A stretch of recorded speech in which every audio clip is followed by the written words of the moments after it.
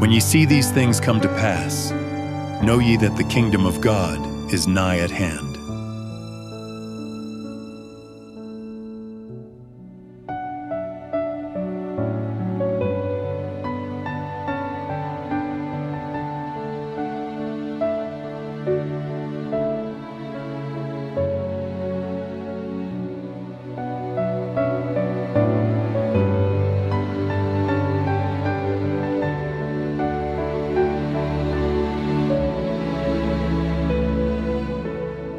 Chapter 2. Signs of Christ's soon return.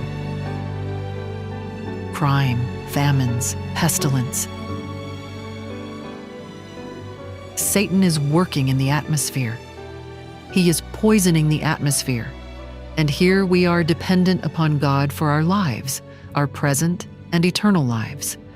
And being in the position that we are, we need to be wide awake, wholly devoted, wholly converted, wholly consecrated to God.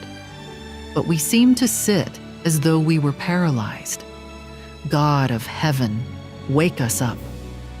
God has not restrained the powers of darkness from carrying forward their deadly work of vitiating the air, one of the sources of life and nutrition, with a deadly miasma.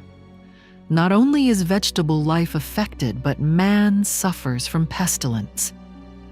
These things are the result of drops from the vials of God's wrath being sprinkled on the earth, and are but faint representations of what will be in the near future. Famines will increase. Pestilences will sweep away thousands.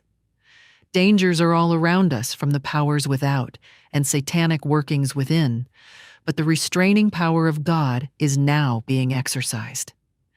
I have been shown that the Spirit of the Lord is being withdrawn from the earth.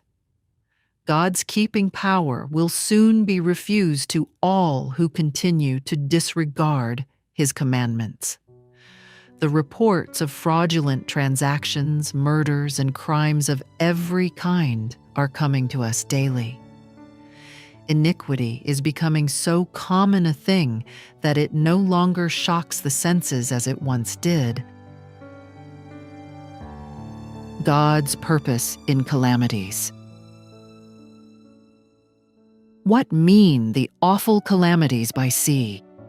Vessels hurled into eternity without a moment's warning.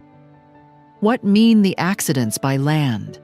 Fire consuming the riches that men have hoarded, much of which has been accumulated by oppression of the poor.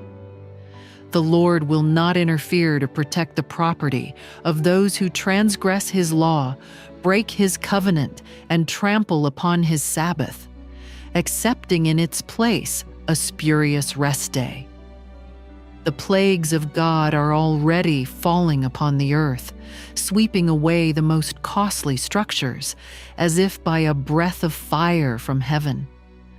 Will not these judgments bring professing Christians to their senses?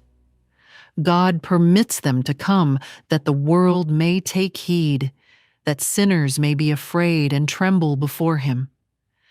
God has a purpose in permitting these calamities to occur. They are one of His means of calling men and women to their senses.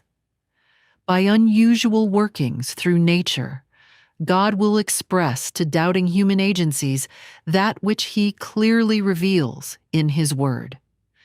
How frequently we hear of earthquakes and tornadoes, of destruction by fire and flood, with great loss of life and property. Apparently, these calamities are capricious outbreaks of disorganized, unregulated forces of nature, wholly beyond the control of man. But in them all, God's purpose may be read. They are among the agencies by which He seeks to arouse men and women to a sense of their danger.